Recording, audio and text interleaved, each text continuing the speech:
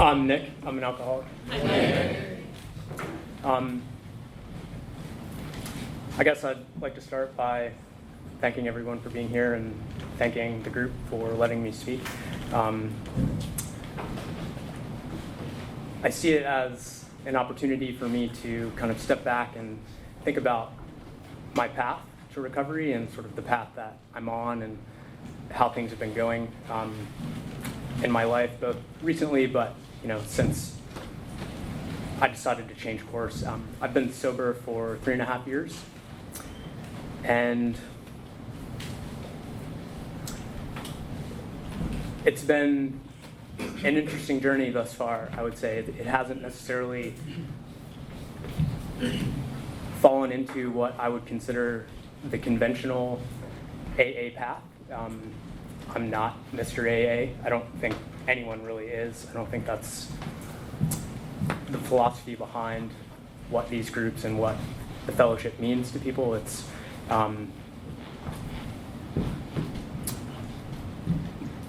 see it more as a source of support and a community that like-minded people with very similar experiences can come together and think about themselves and think about sort of why certain decisions they've made in their lives might reflect bigger issues that are going on around them. So in that sense, despite the fact that over the past 3.5 years I haven't necessarily attended a meeting every day, every other day, every week for that matter, my perception of AA at large has stayed the same in that it's been a place that I can come where people are open and accepting, and it's a place that I can take advantage of as a source of knowledge and insight, and it's a place where I can come to learn, basically. So having said that, thanks again, and I hope that you can get something out of my story. So I am from Virginia originally, a small town outside of Richmond. It's called Ashland. It's not that different from Southern Pines, probably not as large of a golf community, but aside from that, it's relatively small, conservative, and many residents' minds, Southern. So I grew up in Ashland. My parents were from Maine and had a relatively normal childhood, I would say. My parents got divorced when I was 5. My dad left my mom. My dad lived, it's normal. I mean, it is normal now. It's definitely not atypical. So my dad moved probably 15 minutes away, despite the fact that he was relatively close. Didn't have much of a bond with him. I didn't know how to relate to him. I think that he was going through a lot of things at the time when I was, from 5 to 12 to 18, that sort of stood in the way of our relationship. So as a result of that, I became very close with my mom. My older brother is 6 years older than me. Right around the time that my parents got divorced, my brother was diagnosed with a learning disability, and soon thereafter, I was placed into this advanced program for what public schools consider gifted or talented or both children. So really from an early beginning, there was this dichotomy, this really strong contrast between what I was seeing going on around me in terms of my older brother and someone that I looked up to and sort of thought of as someone that was going to look out for me, and what was expected of me in terms of excelling and pushing myself and doing the best that I could. So in many ways, there was a lot of pressure that was put on me indirectly. I wouldn't say that it was intentional, but there was a message that was getting sent to me that, you have certain abilities and you have an aptitude that you need to take advantage of, and you should not let it go to waste. And I think in many ways I took that message and reframed the words to fit my own image of myself. So very early on, I sort of developed these expectations that I needed to be perfect, I needed to be the best, and that anything less was not really okay. And in a sense, it was completely unrealistic, and I was setting myself up for disaster because, it didn't take long for me to start to look around and realize that I wasn't perfect. I did make mistakes. I wasn't the best. So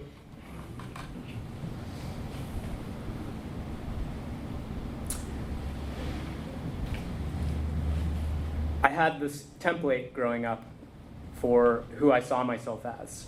I was an athlete. I wasn't necessarily a student. School came easy to me, but it wasn't my priority. It was just something that sort of I needed to check off the list.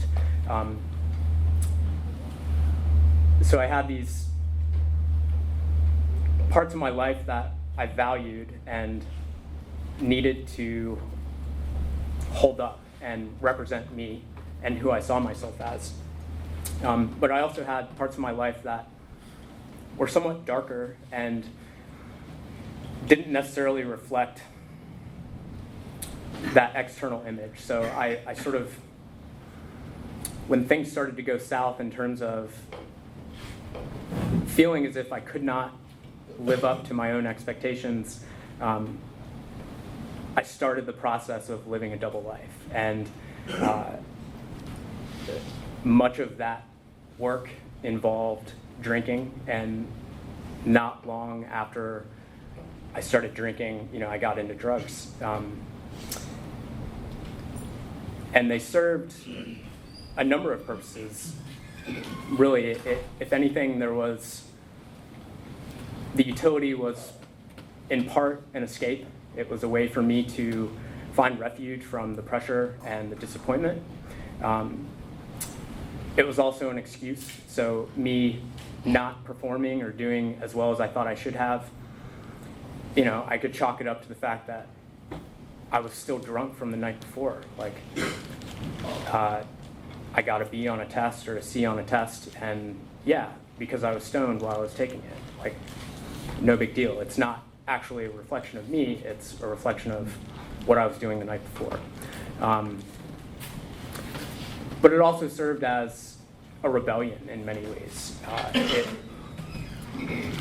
allowed me to act out on some of the anger that I'd had towards people that were close to me, that I felt sort of let me down in a way.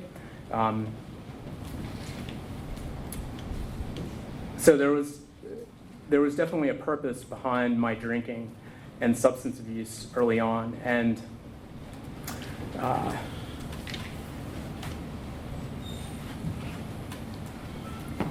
think the most important realization, or one of the most important realizations that I'd had in that transition from, being really good at lying to myself and thinking that all the negative things that were happening around me had nothing to do with me. It was what other people were doing to me.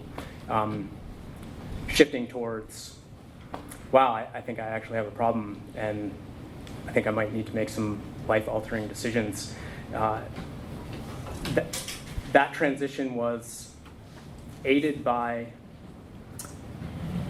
me realizing that everything that I was doing and the double life that I was living just wasn't working anymore. It worked for a while, but it stopped, and it something that initially was really effective became completely ineffective and was, if anything, working against me. So yeah, I guess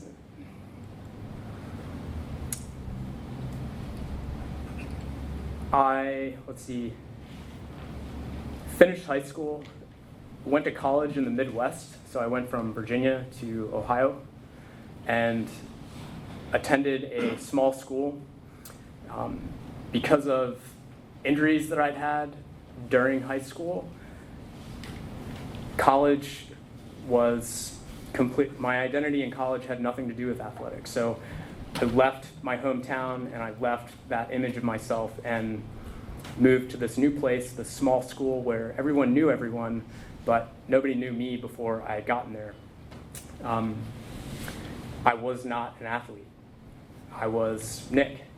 And in a way that was exciting, but in many ways it was a recipe for disaster, just in that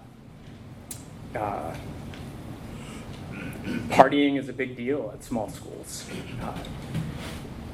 Everyone sort of brings with them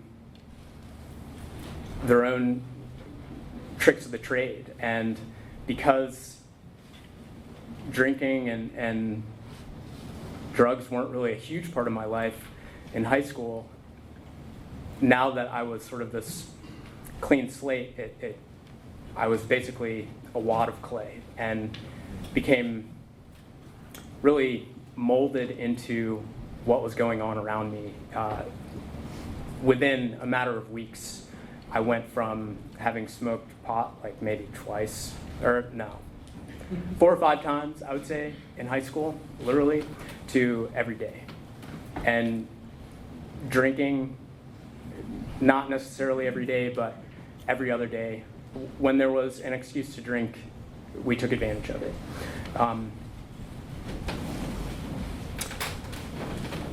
So my image of myself sort of rapidly shifted from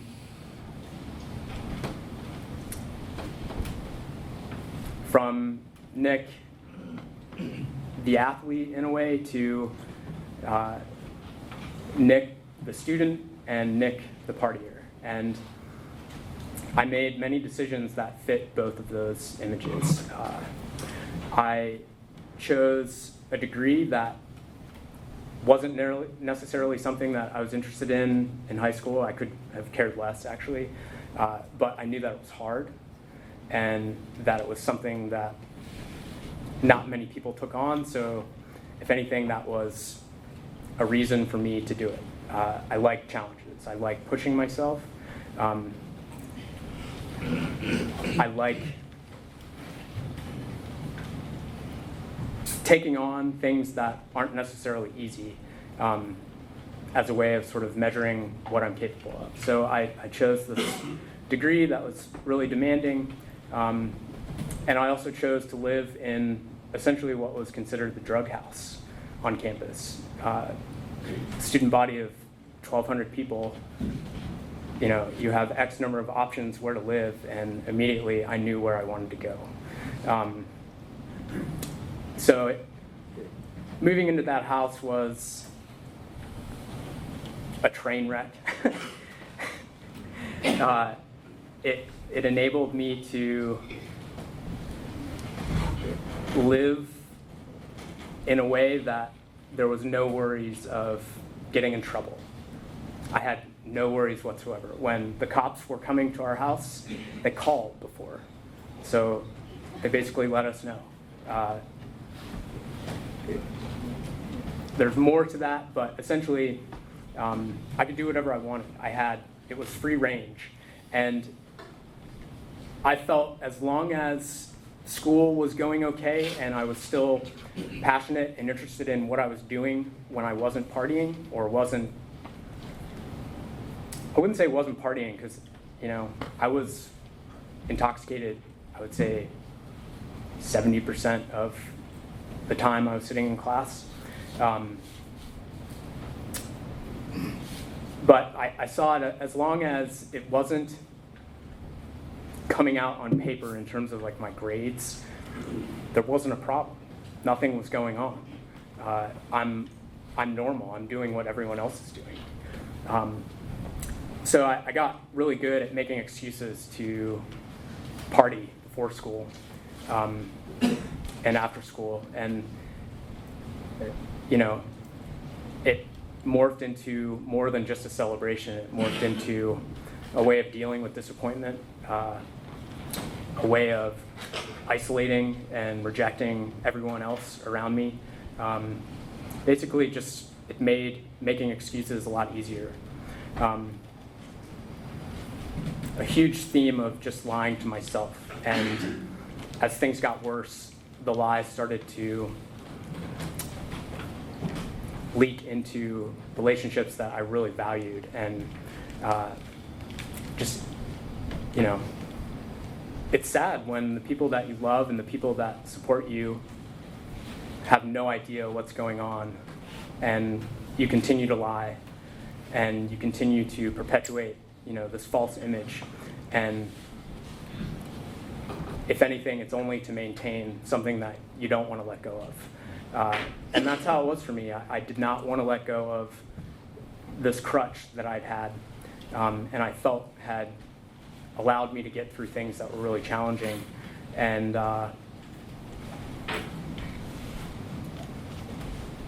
as college was ending, I started to have certain experiences that I guess people without this disease would take as a sign that, maybe drinking isn't the best option right now, or maybe these substances are putting you in really bad positions, and I just didn't see it that way. I saw it as unfortunate circumstances, and part of me was starting to wonder, what was really going to happen?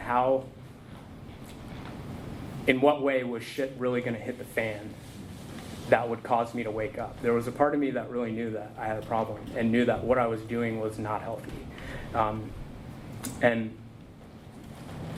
was incredibly sad about the lack of honesty and the lack of substance that I'd had with respect to the relationships that I really did care about. It's hard to deal with. So I partied through college. I got arrested once, and it was minor, to say the least. Basically, they have drive-through alcohol dispensaries in the Midwest, and I presented my real ID, thinking that the guy wasn't going to realize that I wasn't 21, when in fact I had 2 months until I turned 21. And that's not what he realized. He realized or thought that it was a fake ID, and called the cops. And so that sort of transpired into basically me talking my way out of a full-on search of my vehicle, in which case it would not have been, attempt to purchase alcohol as a minor. It would have been possession of controlled substances. So in short, I was really good at getting out of sticky situations. And that wasn't to my advantage when really the times got tough and I needed to find a way out of the life that I had been living. So I finished college and got a job working in South Florida. I study biology. I focus on plants. That's why I'm here in the South right now. So I left school, left sort of this image of part-time student, part-time party animal, I guess, and thought that I could sort of leave the drinking and the drugs behind and it would be okay. Like, I could start over, and that the issues that I was having in terms of developing into a full-blown alcoholic weren't going to follow me. And I couldn't have been more wrong.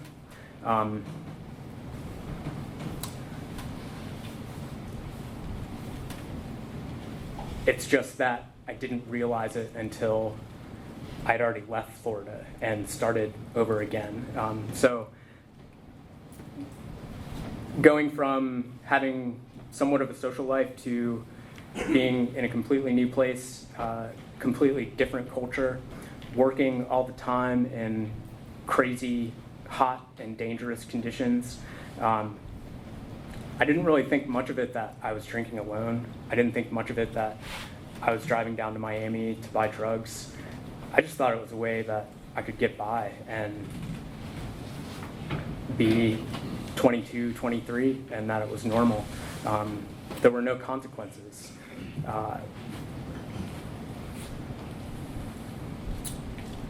I didn't feel like there were any consequences. In reality and in hindsight, I was incredibly depressed. I had completely lost any sort of positive image that I'd had of myself. I had lost any value that I had in terms of what I was worth, and started to, instead of drinking to escape or as a source of rebellion, I started to drink and party because I felt like I deserved it. Not in like I earned it, but this is a punitive measure. This is something to do to myself as a way of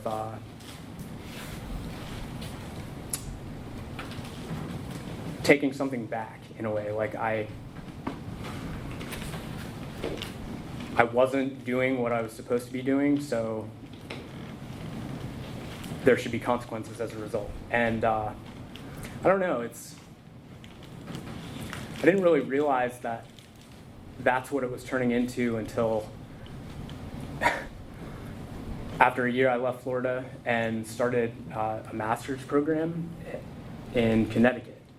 And same with college, fully funded. I was getting paid to do research. The state of Connecticut was footing the bill. Not a dime coming out of my pocket, and I could have cared less. It didn't matter. I was worthless. I didn't, in my mind, deserve the money. I didn't deserve the opportunity to get the degree.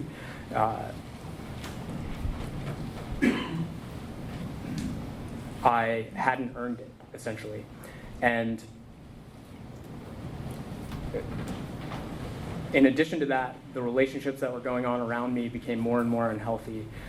In college, I had this mentor, and she was a teacher, and not a friend. She was an advisor. She wanted to help me achieve my goals, and I think that she had probably a pretty strong sense of what was going on outside of school, and things that might be getting in my way, but never crossed that line. But I really valued everything that she did for me, and I still value it. I wouldn't be in the position that I'm in right now without her help. So I went to UConn thinking that the group that I was joining was going to consist of a similar dynamic, that I was going to have a teacher, that I was going to have someone that was willing to help me and teach me and support me, and it couldn't have been further from the truth. This person was a boss.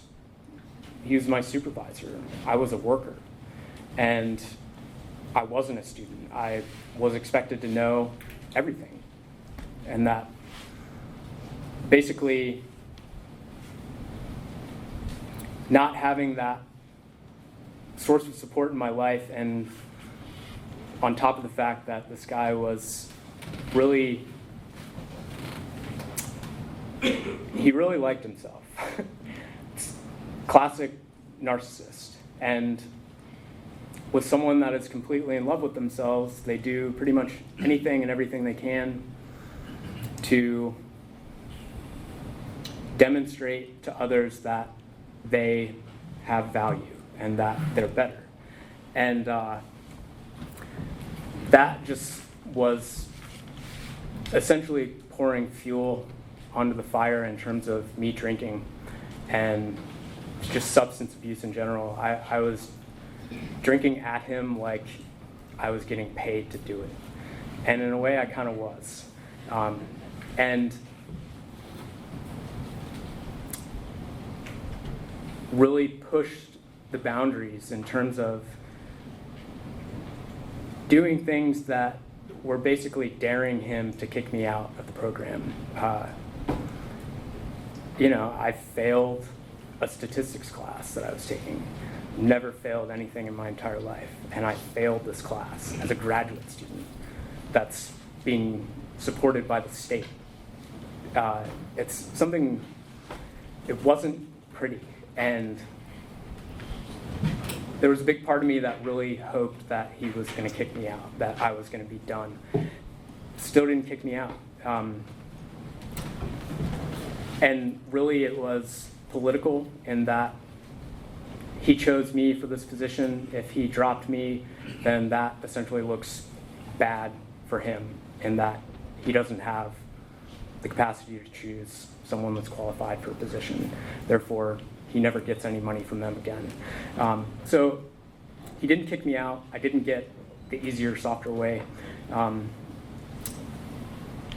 With 6 months left to go in the degree, I had this report that was due to the state based on the work that I had done, the questions that I was asking. And at this point, I was drinking pretty much every day. And I had retreated into the basement of the house that I was living. And for pretty much a period of 3 weeks, my intention was to work on this report that was due. But my actions were completely not the case. I was drinking. I was sitting in front of a wood stove, drinking beer, and trying to figure out what I was going to do when I ran out of beer. And when I ran out of money, it had just evolved into the situation that just was unsustainable. And I think a lot about that basement and sitting there and sort of what was going through my mind in terms of the darkness that I was feeling. I was literally and proverbially hitting bottom, essentially.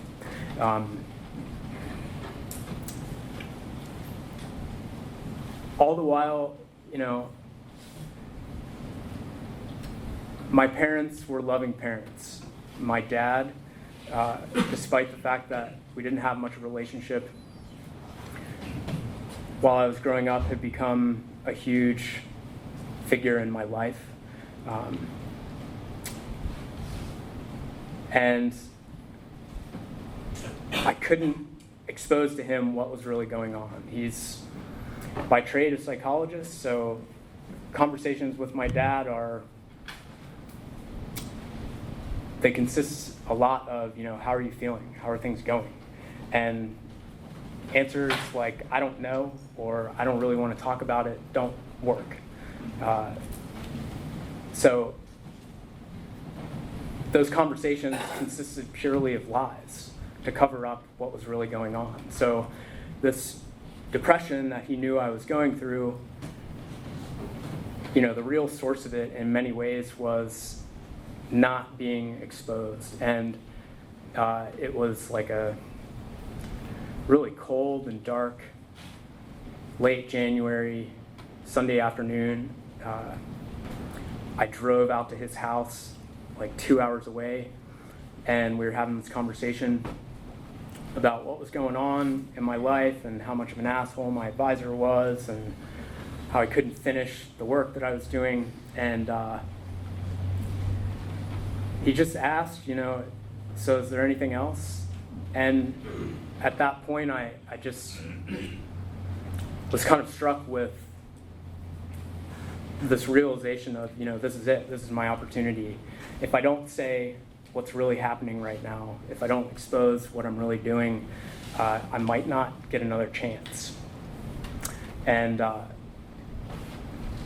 came clean to him. I said basically, I think I'm an alcoholic. I think I have a problem. This has been going on for a long time now. And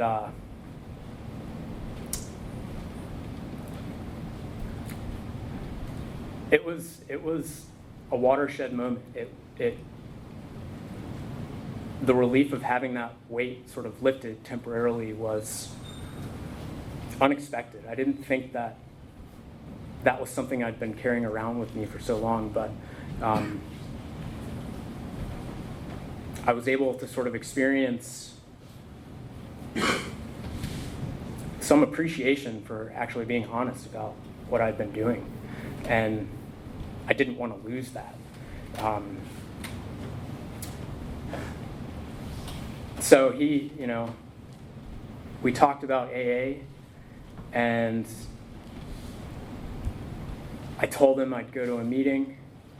All the while, I'd been in therapy, and this woman had been pushing for me to go to AA for a long time. And finally, part of my path here involved her basically saying, do you really want to be dealing with this when you're 39 and going through a divorce with 2 kids? Because that's where you're going. And I remember the first time she suggested that I attend a meeting, I couldn't believe it. I was insulted in a way. I thought, you got to be out of your mind. I felt like she was judging me in many ways, and that was really getting in the way of me seeing what I was doing and seeing who I had become. So I went to a meeting that night, actually, and really what I saw and what I heard, I was looking for reasons why I didn't need to be there, and why what I was hearing had nothing to do with me and didn't apply to me. And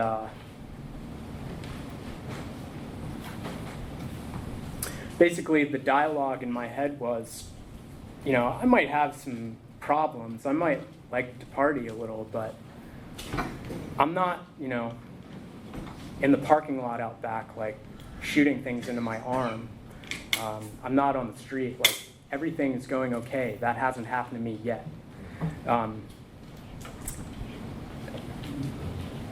So I left the meeting, thought, all right, so I just won't drink for this week. I won't drink. It'll be okay. It'll be fine. 3 days later, had a bad meeting with the people that were in charge of my work, and found myself at the bar at 4 o'clock. Didn't get home until probably 2. I don't really know. All I do know is that I fell backwards down 10 flights of stairs. There was 2 feet of snow on the ground. It had become unmanageable. Things were out of control. And I needed help.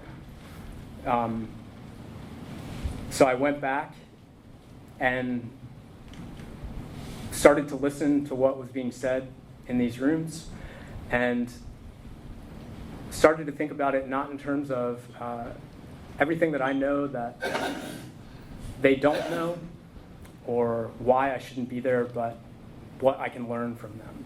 And instead of focusing on how different I was from them, or the people that I was listening to, I focused on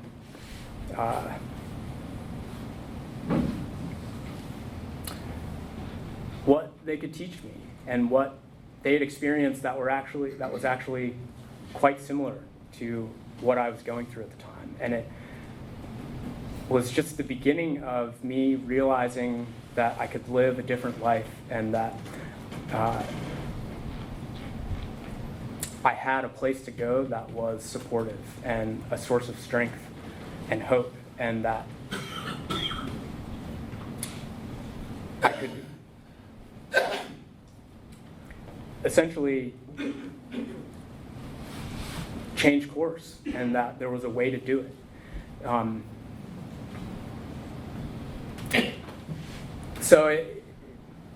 The first few months in AA, I felt that it was really, it's always intriguing to me to come into rooms, see people for the first time. I've moved around a lot, in case you haven't heard from the story, and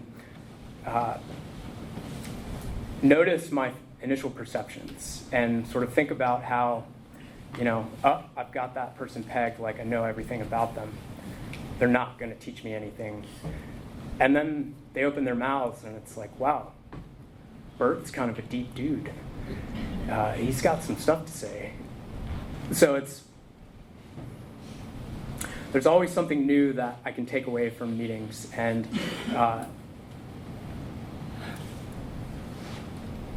in terms of what my life is like now, the person that I thought was completely gone and lost hasn't necessarily reappeared. Like, I still have challenges that I face. Just because I'm not drinking my way through everything that I have to deal with doesn't mean that life is great. I've experienced pain that I never thought I would have to deal with. But I did it, and I'm still doing it without self-medicating. And it's, in part, being able to come into these rooms and listen to what other people have experienced, and sort of the path to progress that's been laid out before everyone. That reminds me that there's a better way to go about things, but it's also just the realization that it just won't work. It stopped working a long time ago, and no matter what I'm feeling or what I'm thinking at this point in time, if I make one of 300 decisions that leads me into a bar, sitting in front of a drink and putting that drink to my face, I'm still going to have to deal with what's going on around me. And if anything, it's going to be a lot worse.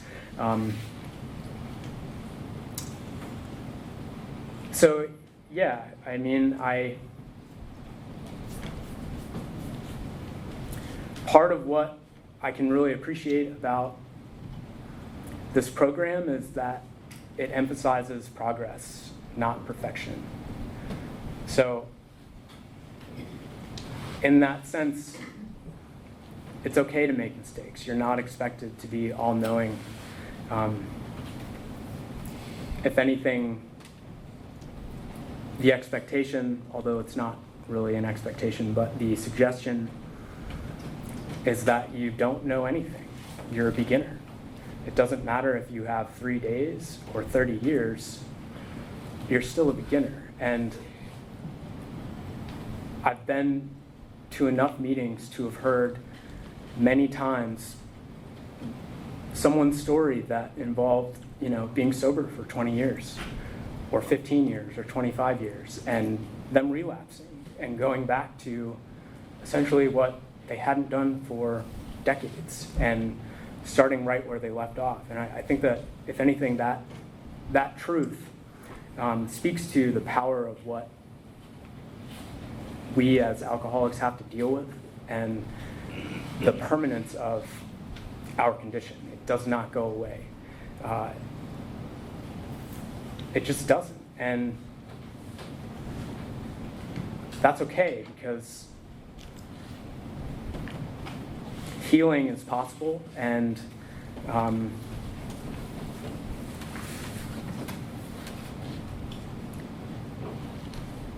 seeing it's just not the end of the world that, the condition that there's no permanent cure, I guess. And the fact that there is an organization and a structured source of support available to us where everyone can come together and listen to someone speak on a Saturday night there's value to that. There aren't, a whole lot of other groups like this that people can use as a way of living healthy, happy lives.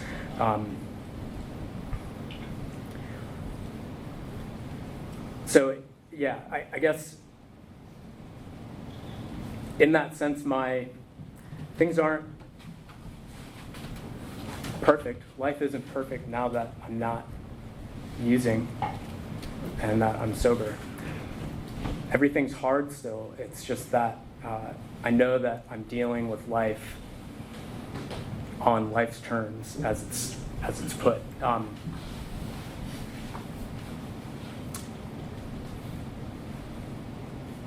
So I guess in terms of my recovery, in many ways, I'm reminded of an experience I had when I was in college. Just before my last year, I went out to Colorado to do this project for my senior honors thesis. While I was out there, I was living essentially, 10 miles into the wilderness at this lab where there was 100 other people, 120 or so, and it was awesome. It was great. I had a really great time. I learned a lot, made incredible friends, but I was also partying through it. And in many ways, that tarnished some of my experiences out there. But one of the experiences that I'd had was there was this race from the lab into this popular ski resort town. And so the race was like 8.5 miles, and it was at 12,000 feet above sea level. And I had known about the race since I'd gotten there. I got there at the end of May. The race was July 4th. Trained for it, ran the race, did really well. Ran faster than I ever thought I could run. It was awesome. It was really cool. I quit smoking cigarettes. I didn't drink leading up to the race. I didn't do anything. I had sort of a goal and something to work towards. And was really happy with myself, thought I did really well, thought that it was an incredible achievement. And literally 40 minutes after I was done, I had a beer in my hand. Probably an hour and a half after that, I was smoking my first cigarette that I'd had in 2 months. It all went out the window. I felt like I'd earned it. I deserved it. And that's not how I see this program working, that there's no finish line. It's not a race. No one is striving to be the best. It's about progress, not perfection. And yeah, I don't know. I just think that that's something that is valuable and something that I'd like to leave the group with. So thank you for everyone listening to me. I appreciate it.